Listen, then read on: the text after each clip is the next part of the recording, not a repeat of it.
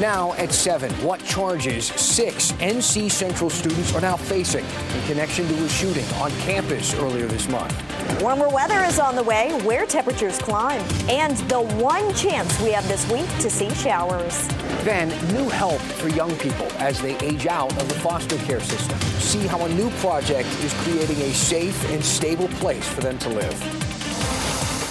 Let's start with some updates from Shaw here at 7 o'clock. Classes we know are canceled after police say a man fired shots on Shaw University's campus in downtown Raleigh today. That man is in custody at this hour after a massive response. All of it was right near the International Studies Center.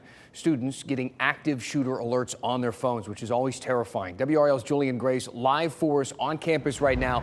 Julian, we're still pressing police, looking for some more information about what was a scary situation. What are they telling us? Well, Dan, that's right. We are still pressing to get additional details from the police department, but we don't have much more to go on. But what we can tell you at this point, it appears things are back to normal. Traffic is moving smoothly and students are walking around now that classes have been canceled. Let's go back to video, though, from earlier today. Very frightening moments, as you stated. A member of the community told WRAL News the man walked into Shaw's International Studies building after a report of shots being fired. Then around 1:30, the man was taken into custody on campus near the building at Martin Luther King Jr. Boulevard. Now, according to Wake County ABC law enforcement, an officer was in the area on an unrelated alcohol call and heard the gunshots. The enforcement officer held the suspect until Raleigh police took him into custody. Now, one student read the message she received from Shaw's administration shortly after shots were fired. Emergency, an armed person is at large on campus. If you're on campus, go to the nearest available room and lock the door. If you're not on campus, stay away. Follow instructions of the university.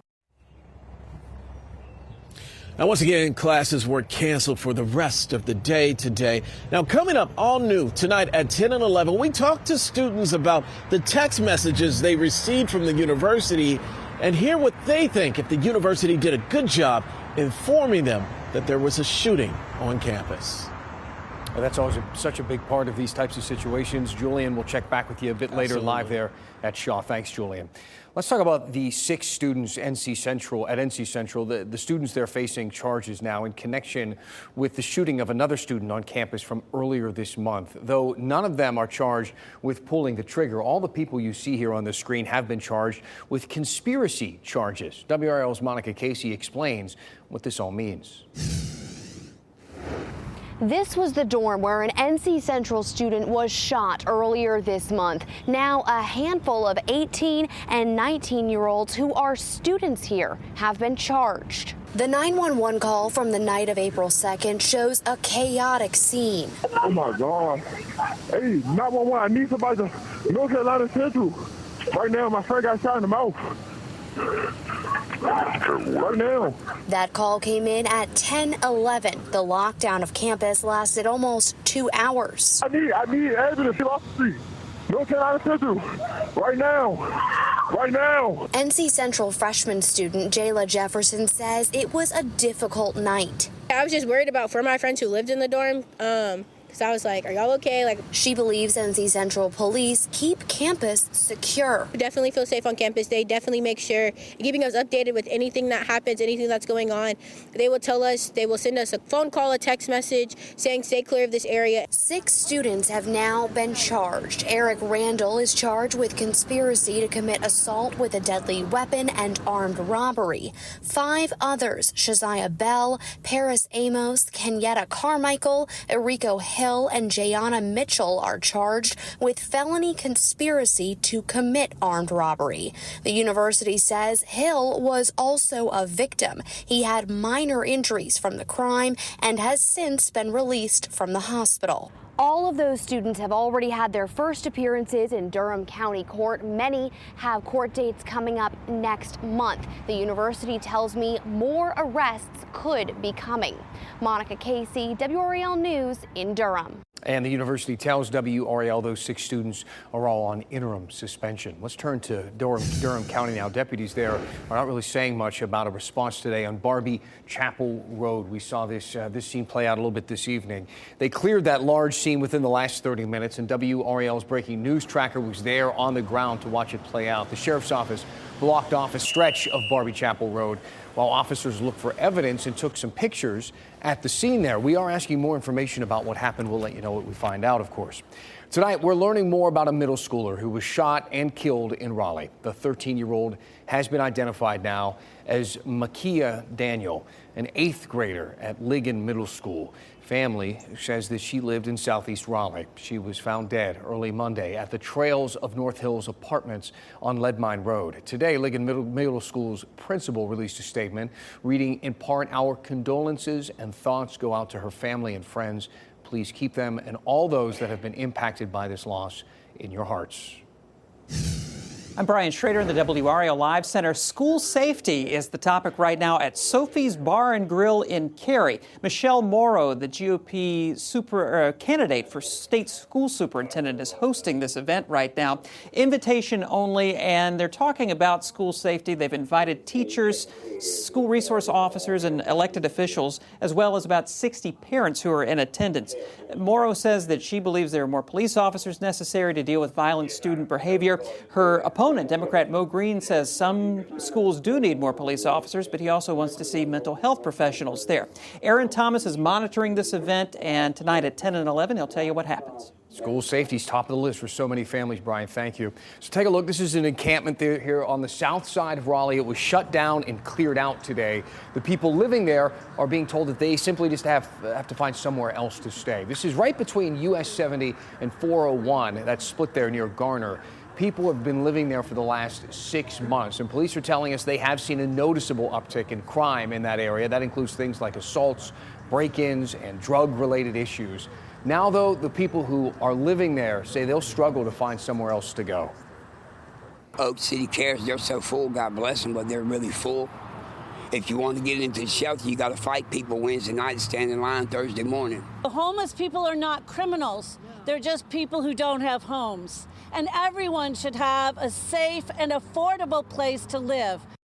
Once everyone has been cleared from that area, the DOT will clean up that park. We are tracking a cold front moving through, bringing some rain chances for your Wednesday. Meteorologist Kat Campbell in the WRAL Severe Weather Center with the best timing for these showers, Kat. It's really dependent on where you live, town by town. So I'll walk you through that. But we went ahead and bumped up rain chances after analyzing some of the new model data in this afternoon. Tomorrow morning, we should be off to a pretty quiet, dry start. It's as we get toward 10, 11 a.m. that our northernmost counties could begin to see a few showers popping up. Lunchtime through about 3 o'clock is when we've got the best chance for rain here in the Triangle. So that could be when kids are heading home from school during the afternoon. And then it's later in the afternoon through about dinner time for areas south and east of the Triangle. It's not likely to be a whole lot of rain, but this is heading in ahead of a cold front. I'll have a closer look at what this cold front right here will leave behind for your weekend coming up. All right. See you soon. Thank you, Kat. So this monitor behind me, the vacant lot that you see, your eyes tell you it's nothing more than that, but it is so much more. Just months ago, it was the home for the historic Frederick Douglass Elementary School, a school that was then demolished after 85 years to give it some new life through an updated building. The original school opened back in 1939. An all-black school served thousands of students in Wilson County. We spoke with someone who attended the school who calls this a bittersweet end to a building with a whole lot of history. There was sadness, there was anger, all of those emotions, until you stop and you realize that, like the phoenix, from the ashes can come new birth. And that seems to be what we are hopefully going to experience. She sure has a way, doesn't she? Very passionate.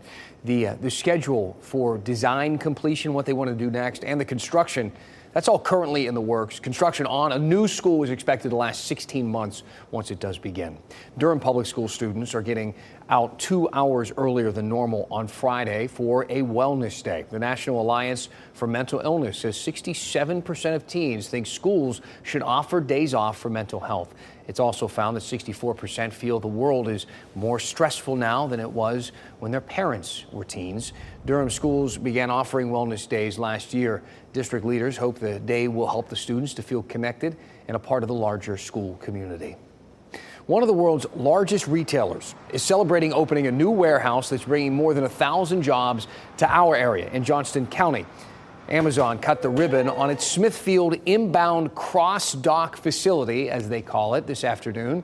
It's the size of 11 football fields. The conveyor belts move quickly, don't they? Those boxes and bins all through the building and on their ways to our homes. Items arrive here from businesses that sell their products on Amazon. Then they're sorted and separated to be sent off to dozens of fulfillment centers.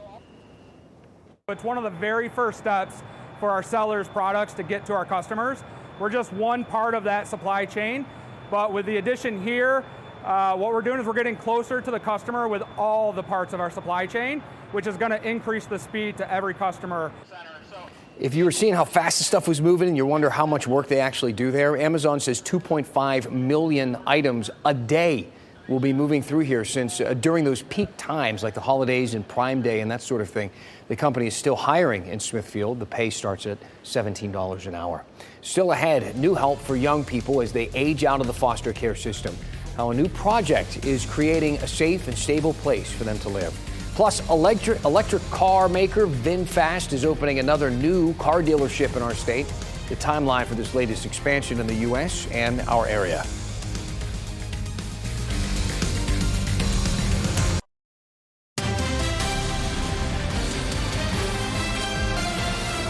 $1 million in federal funding will go to help more Wake County young people who age out of the foster care system. Studies show more than 25% of foster care youth experience homelessness within just 4 years of aging out of the system. WRAL's Deborah Morgan shows us how this new model may help them adjust to adult living. Mia Murphy remembers her mom's struggle to provide for her family. Then she passed away, leaving Murphy alone. After her death, life became a whirlwind. My foster care experience was not the best, but it wasn't the worst. After 2 years in the system, Murphy had aged out of foster care and had to move on. Learning how to look for apartments, learning how to sign a lease, rental insurance, I didn't know nothing about any of that. The Hope Center at Pullen now partners with the nonprofit CASA to provide affordable housing for former foster children. Last year, I requested funding for 15 community projects that were developed by the people of Wake County for the people of Wake County. When President Biden signed a spending package, it created $12 million in funding for Wake County. $1 million of it for safe, supportive, and affordable housing for youth aging out of foster care. The new funding will create a community in Raleigh called the Hope Village at Method. Everett McElveen, executive director of CASA, says the new project is a dream come true. They're going to have a safe and stable place to transition to adulthood. The future Hope Village at Method will provide easy access to jobs, services, and transit. Murphy, who was once a client of Hope Center, now serves on its advisory board, and she's living her dream. The most important thing that the Hope Center gave me was a family. Deborah Morgan, WRAL News. And the groundbreaking for the Hope Village at Method is scheduled to begin sometime this summer.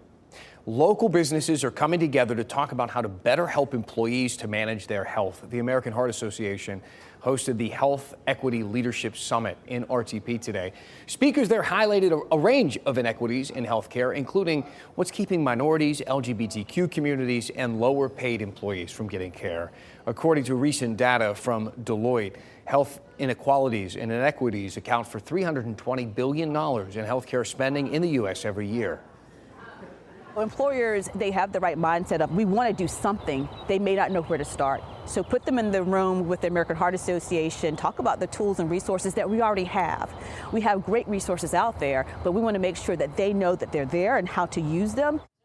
One solution included making sure that benefits were explained to employees in languages that were most easy for them to understand.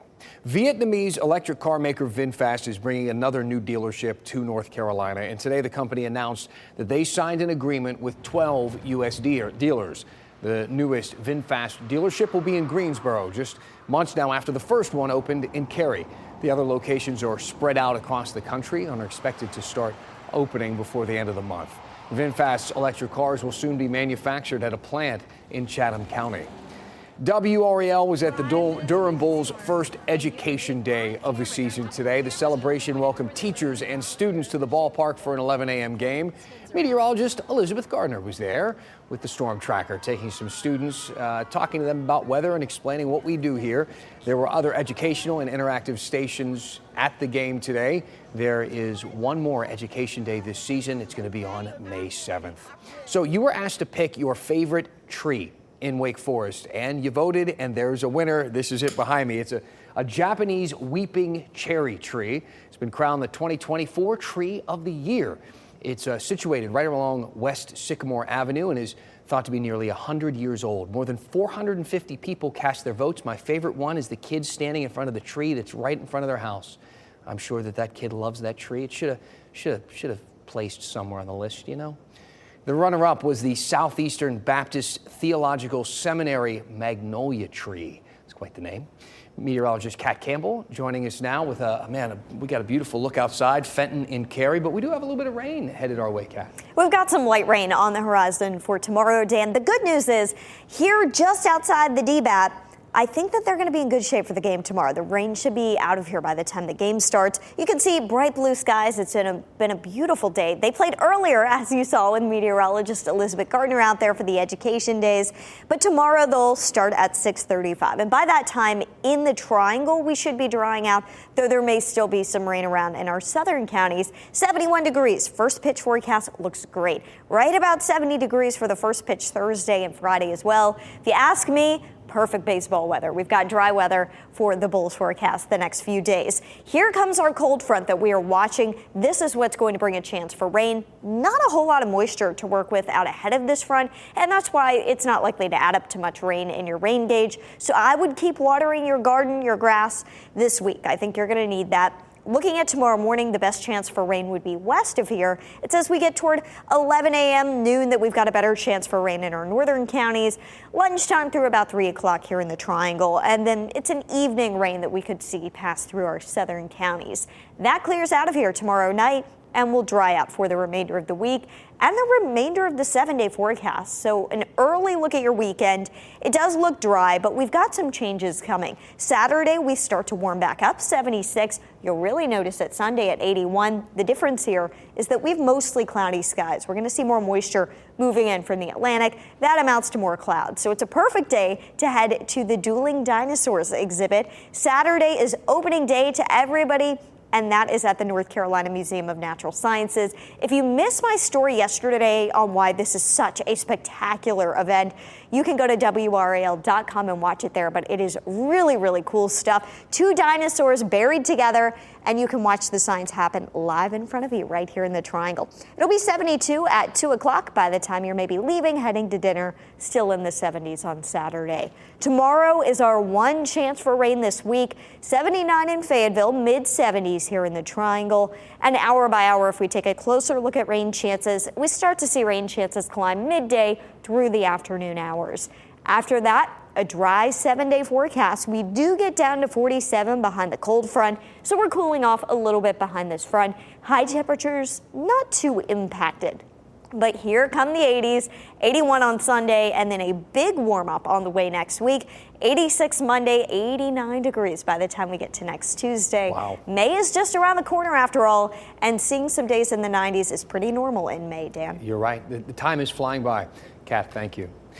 To say that the Canes caused some chaos last night would be an understatement. The fans are showing their support in a big way following, that was an incredible comeback last night. Big win against the Islanders.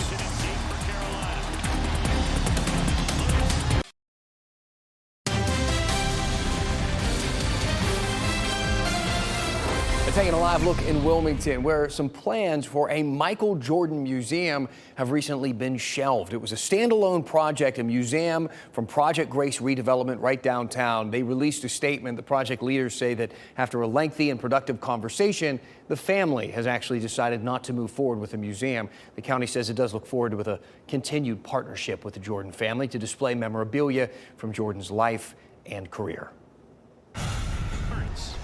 In the corner to Jarvis. One-timer, score! Backdoor tip in, we're tied! Loose, scored! From tied. Well, look, from down 3 to up to tied, then up 1. It was a moment Canes fans will never forget. There's no doubt about that. 2 goals in 9 seconds brought the team from the brink of defeat to a victory. The Canes now up 2-0 in the first round of the playoffs against the New York Islanders. What a game last night. The Canes, again, were down 3-0 despite outshooting New York. All of a sudden, it came together in the third period, including that stretch where the Canes scored those 2 goals in less than 10 seconds. That 9-second window took them from being down 1 to having the lead and taking the win. In the past, though, think about it. The Canes offense has often been criticized for disappearing in the playoffs. So what we saw late in the game last night was what the team has been working to fix, and that's goal scoring. It's all about getting wins at this time of year, so it really doesn't matter how we do it. But, if we want to be the team we want to be and move on, your top guys have to be producing. So I think it's good for them, just for confidence too, just to feel, like their game's going good. That's actually Coach Brindamore being excited. It's hard to tell, but he is excited there. The Canes will now travel to New York with a 2-game lead. They'll take on the Islanders in Game 3. That's Thursday night at 7:30. And after last night's huge comeback victory, fans wasted no time to remind people where we live. Canes country, of course. A brand new mural is up on the side of Teats on Glenwood Avenue. Photos were posted online just moments before the Canes had that big comeback win. You can show your support by taking a picture down there. Photos with that mural, then tag Downtown Raleigh and the team on social media. Wish them a little luck as we continue to move forward in the playoffs. Hey, thanks so much for being with us here tonight and making WRAL your choice for local news. We get some gorgeous sunsets this time of year here at the 7 o'clock hour. Our next newscast is at 10 o'clock on Fox 50 and at 11 on WRAL. Have a great night.